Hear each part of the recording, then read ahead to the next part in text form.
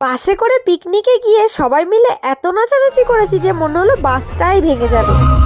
Guys welcome back to my channel. চলো তোমাদের সাথে শেয়ার করি পিকনিকে যাওয়ার দিন আমরা বাসে কি মজা করলাম। প্রথমেই সবাই মিলে চলে গেছিলাম আমাদের যেখানে বাস দাঁড়িয়েছিল সেখানে গিয়ে সবাই দাঁড়িয়েছিলাম বাসে উঠবো বলে।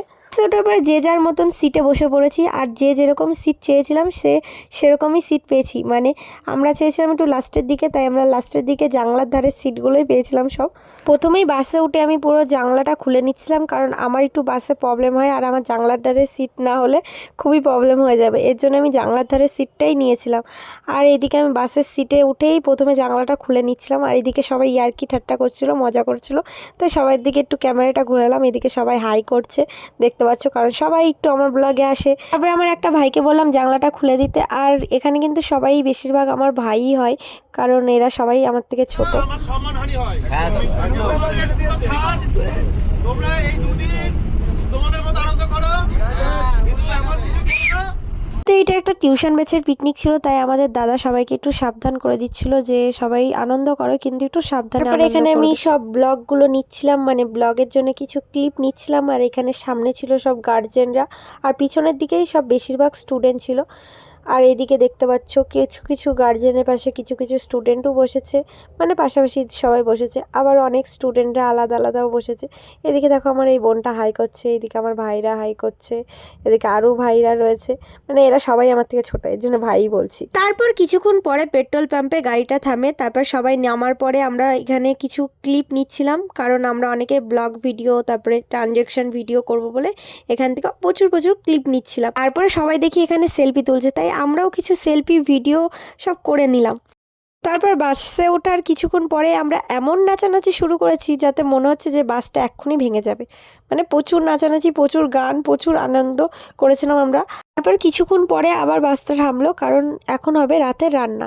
তাই এখানে সব জোগাড়যন্ত্রী করা হচ্ছে রাতের রান্না হচ্ছিল বলে আমরা একটু হাঁটতে চলে গেছিলাম রাস্তার দিকে। মানে এটা মেন রোডে দাঁড়িয়েছিল, তাই আমরা একটু হেঁটে বেড়াচ্ছিলাম বাইপাস দিয়ে। ওইদিকে আমার বান্ধবী আমাকে ছেড়ে দেখো কত দূরে চলে গেছে। তারপরে আমরাও তাড়াতাড়ি হেঁটে তাড়াতাড়ি দৌড়ে এসে আমার বান্ধবীকে ধরে নিলাম। ওইদিকে দেখো সামনেও আমাদের কতগুলো ভাই বোনরাও যাচ্ছে।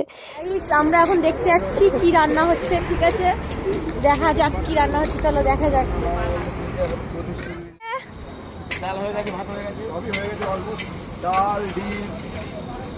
এদিকে রাতের রান্না কমপ্লিট হয়ে গেছে, সবাই খেতেও বসে পড়েছে। আর এদিকে আমরা সবাই দাঁড়িয়ে একটু গল্প করছিলাম, তারপরে আমরাও খেতে বসবো।